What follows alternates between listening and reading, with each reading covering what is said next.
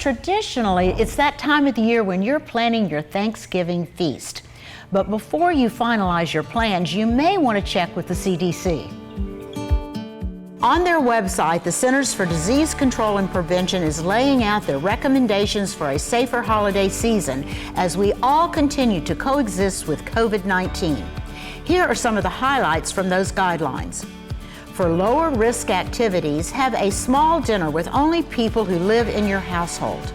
Prepare traditional family recipes for family and neighbors, especially for those who are at higher risk of severe illness from COVID-19, and deliver them in a way that doesn't involve contact with others.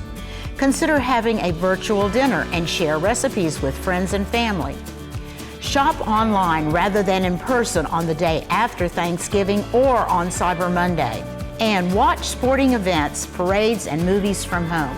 Avoid high-risk activities like going shopping in crowded stores just before, on, or after Thanksgiving, participating or being a spectator at a crowded event such as a parade. Avoid excessive alcohol, which can cloud judgment and increase risky behaviors. And avoid attending large indoor gatherings with people from outside your household. As always, remaining socially distant, wearing a mask, and washing hands are all essential to reducing the risk of being exposed to the virus. You'll find a link to more information on this story when you click the News of Note tab on our homepage at yourhometownhealth.com.